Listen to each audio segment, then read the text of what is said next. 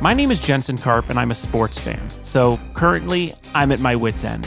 I'm just endlessly browsing TV channels, hoping to find anything competitive that I haven't seen yet. I'm this close to betting on which neighborhood kid will ride his bike faster at this point. Without any real sports to follow, I continue to talk to athletes and sports industry professionals about what they're doing in quarantine, hoping to figure out if they miss competing as much as I miss watching it. This is the No Sports Report.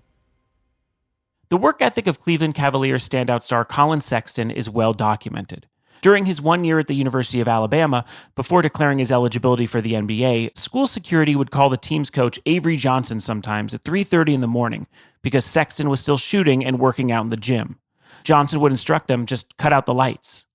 Then sometimes Collin would stay at the gym, doing homework under the light of his phone until they turned the power back on a few hours later. Oh, did I mention he got a 4.0 that year?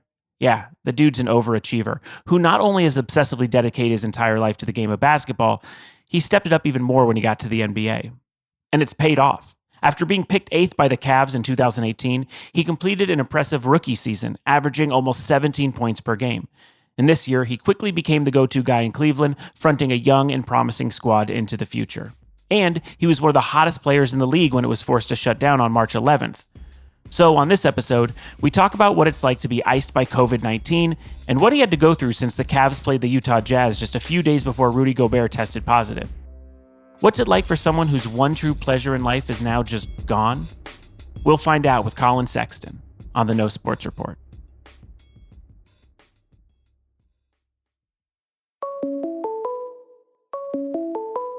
Call from Collin Sexton from the Cleveland Cavaliers. To accept, press 1. Hey, is this Collin? Yeah, this is Collin. How you doing? I'm well, man. I'm so excited to get on the phone with you. I wanted to start off by asking where you have been quarantined. I've been quarantined in Atlanta with my family. Okay. How many people in your family? I'm just trying to see what kind of insanity you're living amongst. It's just my parents and then my brother. That's all of us right now. Okay. Yep. What have you been doing? Now, I wanted to check on you. This was super important to me because you are known for an intense focus on the game of basketball conditioning, your shot, which is a nice way of saying that you have kind of a sicko obsession with playing the game and working out. We are doing more of a check-in with you, sort of a well-being check. Okay. How have you been doing away from the game? I've been doing really well, actually. I've been just spending time with my family and it just makes you more grateful and realize that you can't take anything for granted. You can't take the time that you have with your family just because something like this could happen at any time. And just time with my family is just something that I really like. I'm a family person, so I wouldn't change anything in the world. Absolutely. Are you able to practice any basketball with your brother or parents? Oh, yeah, absolutely. I'm able to get some shots up here and there. And me and my brother, we're very competitive. He likes to compete. I like to compete. So whenever we play one-on-one, I don't think we finished the game of one-on-one since probably like 2012 or something. Because if one of us are up, then we'll start arguing over a foul or something like that, and then the game, it's over with. So. How old is your brother? My brother's 25. Okay. I was raised an only child, so anytime I was playing basketball in the front yard, I was playing against myself. So if I was yelling at myself, we had a much bigger problem. Yeah. Absolutely. So before this quarantine and work stoppage, what was the longest you went without playing basketball?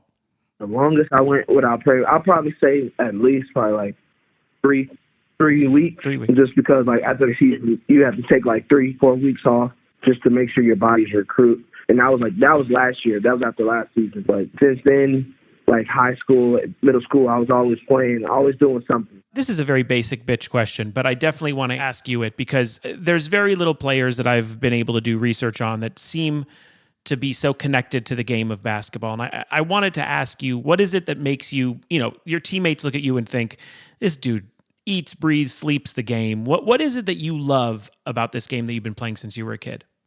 I'll say I love to compete. I love the work. I love to get in there and just work. If I'm in the gym, I always say, if I'm in here, I might as well work. That's something that gets me going, and that's something that I've always lived by. And if you talk to any of my teammates, they'll tell you that I've always done that, and I always come to work each and every day ready to go. Have you been watching tape of games and stuff? Because I know you're a big tape guy. Yeah. Actually, me, my dad, and my brother, we sit down at least every other day or twice some days to watch the games that I played, like through and through, like from start to finish.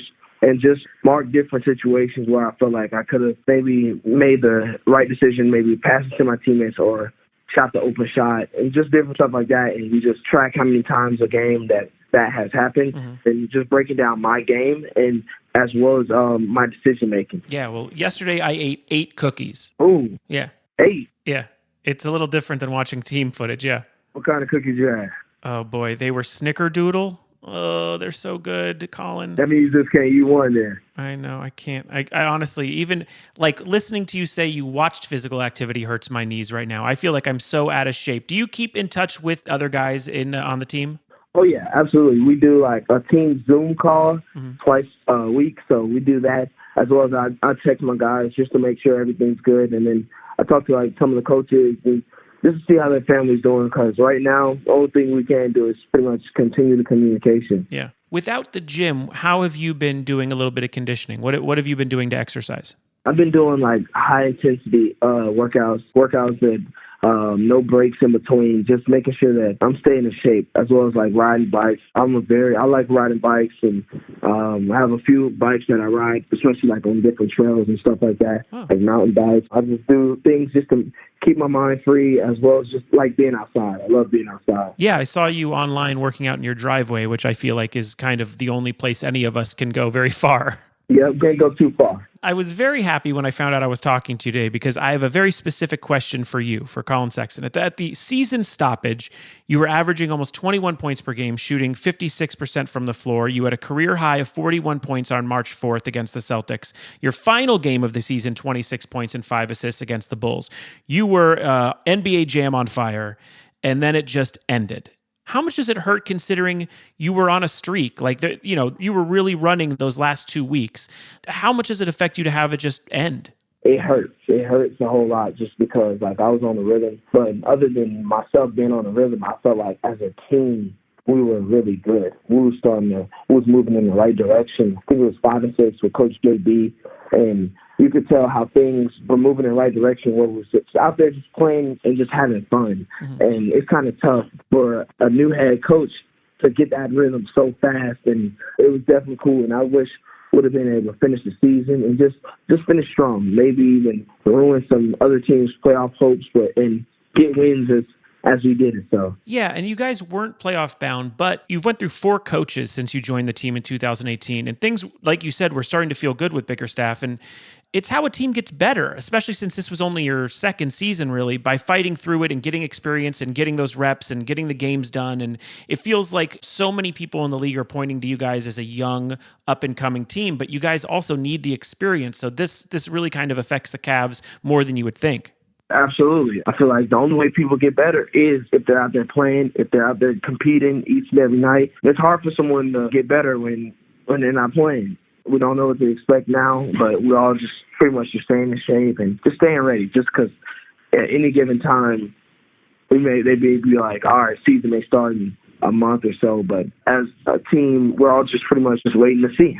Yeah, I mean, you brought up the season and the playoffs and stuff. It's looking more and more likely that the season won't come back, I think, if we were to have to guess. Yeah. By some weird bylaw, we've heard that the Lakers would win the championship or the Bucks, would any of that stuff feel legit at all to you? I know you guys weren't in the mix, but what do you think should happen if the season does stop now?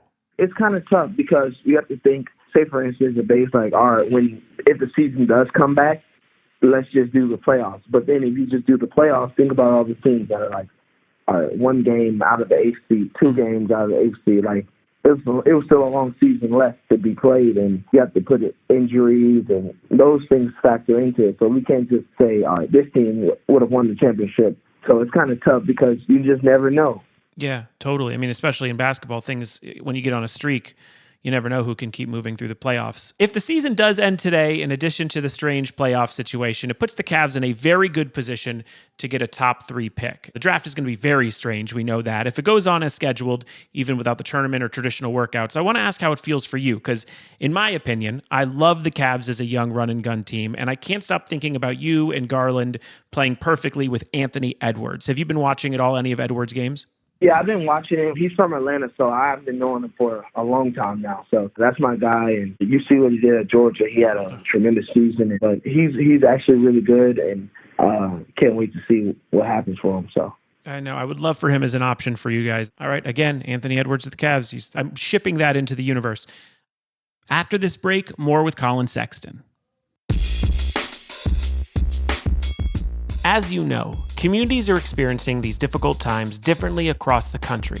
Feeding America is working tirelessly to ensure our most vulnerable populations, students who are out of school, the elderly, individuals whose jobs are impacted, and low-income families continue to have access to food and other needed resources during this emergency. The Feeding America Food Bank Network is committed to serving communities and people facing hunger in America during the COVID-19 pandemic. Right now, their greatest need is donations and support of local food banks. This series is committed to donating all proceeds from the show to Feeding America, and we hope that you can join us in this effort too. Find out how you can help at feedingamerica.org/COVID-19. Now, here's the rest of my chat with Collin Sexton. Question about the quarantine and everything. The Cavs played the Jazz on March 2nd. The Jazz's Rudy Gobert was the first player diagnosed with COVID-19, which turned into, it changed the world. The NBA really, again, it's a league that sort of starts a trend for the rest of the world to look at, especially the sports universe. And then some of his teammates started testing positive. Since you guys played them within 14 days, what did that mean for you? We all got on like a phone call and stuff, and we just talked about it. Because we didn't realize it until they actually told us about how serious it was. So we all just got on the phone call and just talked about it. But to me, it made everybody a little bit I'll probably say it made it feel more real. Because now you've played someone who's had it and you know someone who had it. So now it makes it feel a lot more real than anything else. Yeah, what did you guys have to do because of that? Was there something... was the team terrified? Did you guys have to go through a certain process because you were kind of exposed to it? Yeah, we did right after. I think we had to stay in the house for 7 more days because everyone was good, but we stayed in the house a little bit longer, and they made sure that there was no one around us. Just if we did have it, then we couldn't pass it along. So yeah. The Cavs organization definitely stepped up really quick and made a decision for all of us. How involved have the Cavs been with administration and the executives? Have they been in contact with you guys throughout this stoppage? Oh, yeah, absolutely. We've been doing a lot of different calls. They'll reach out or even we'll reach out to them just to check on their family because at the end of the day, it's all a big family. No matter what team you're on or anything like that, if you're a part of the NBA organization,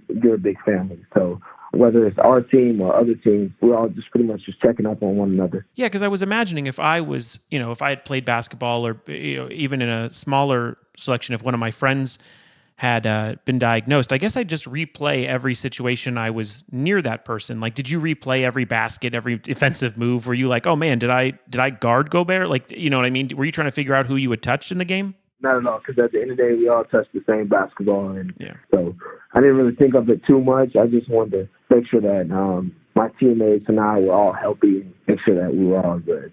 Well, great. Well, Collin, we try to end every interview with something positive that we could pass along, and then I'll give you some dumb suggestions. First, is there anything on a positive manner that you think has happened during quarantine, during this entire virus time, that we've adapted to be safe, that you think we could do once things clear up? The world is going to change. We all know that. Is there anything that you've seen happen now that you think can sort of transcend into the time where we're no longer stuck in our houses? I would say just the communication.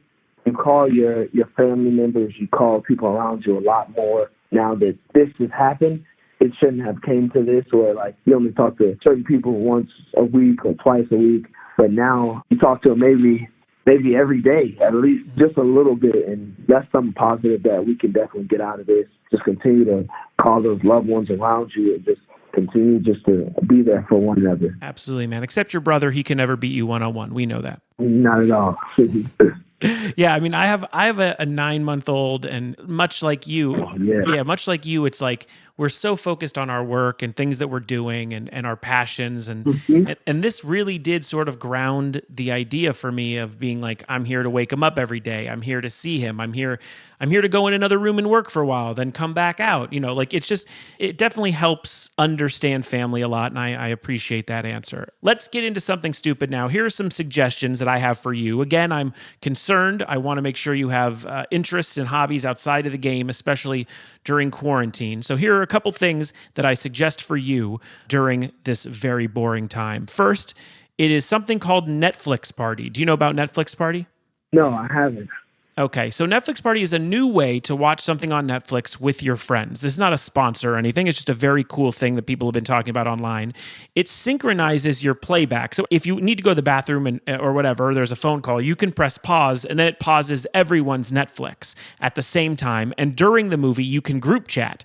So I see this as a way that you can sit with all of your teammates or friends and thousands of people if you want to invite them, but they can watch, like, say, Spider-Man Enter the Spider-Verse with Colin Sexton. Oh, yeah. I think that would be cool. That's a good idea, right? And you could tweet it out. You could go, hey, guys, I'm about to watch, I don't know, You've Got Mail. I'm about to watch You've Got Mail with the lovable Tom Hanks and Meg Ryan. Right. Everybody jump in, watch this movie with me, and then we can chat. And talk about it. Oh, yeah, that's cool. All right. Be on the lookout for Colin Sexton's romantic comedy watch. Second, succulents. Do you know about these little plants, succulents? No, I haven't heard of. Okay. You're in your 20s, early 20s, which means, what are you going to do? Take care of plants? But this is the time. They look like almost these little cactus, like cacti, and they're in these little pots. They're very relaxing to take care of, a little bit like Daniel-san and those trees he used to have to cut for Mr. Miyagi. Right. But once you start traveling again, you'll need to entrust someone with taking it over. But I thought this is a very relaxing time for you. Maybe get into succulents. Okay. All right. Not think about that. Not the response I was looking for. But lastly, okay, this one is a bit of a tongue twister, but I really like it. Here it is. All right. It's a restaurant, which I know is not a hot property right now, but this is purely delivering. Okay, so this is like a Postmate situation for you. You ready? Yes. Okay, it's called Call-In or Text-In Colin Sexton's Tex-Mexican Restaurant. It is a Tex-Mex place that you call in or text, and Colin Sexton sets up the order and then sends someone to your house. Yeah, that's cool. Okay, I like that. Perfect. See, I like that. We had to get through Netflix Party and the terrible succulents to get there, but I will set up a possible company name of Call-In or Text-In Colin Sexton's Tex-Mexican Restaurant. I'm nervous in Atlanta where you're from, or Cleveland where you play. There's not a real pop-in Tex-Mex scene, but the name's good. Yeah, the name is really good. That's actually real catchy, actually. I like that. There you go. Perfect. Colin Sexton, I appreciate you. I really am truly such a fan, and I loved seeing you streak. It's one of my favorite teams to watch on my league pass is the Cavs, just because I think they're such a strong young base there. So I can't wait to see who you guys draft and getting back out there on the court and turning into a playoff team, bud. Yes, sir. Yes, sir. Thank you for having me. I really appreciate it, and I hope you and your family are safe during this tough time. You too, man. And send my love to everybody, and stay safe and talk soon. Yes, sir. Thank you.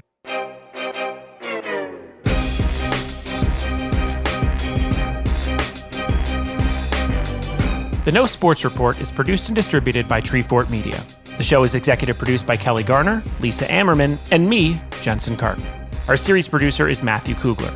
Tom Monahan is our senior audio engineer and sound supervisor, with additional production help from Tim Schauer, June Rosen, and Haley Mandelberg, with production and editing by Jasper Leak. Our theme music is composed by Spilkus. If you've enjoyed what you've heard, please subscribe, rate us, and review us on Apple Podcasts. You have nothing else to do. Send it to your friends, tweet, share, post about it, do whatever you can. And please visit feedingamerica.org. And if you're able to make a donation, any amount will help make a difference. And you can learn more about other ways to help on their website. For more information on the No Sports Report, links to the socials, and for our show transcripts for the hearing impaired listeners, please go to treefort.fm. Be safe and be well.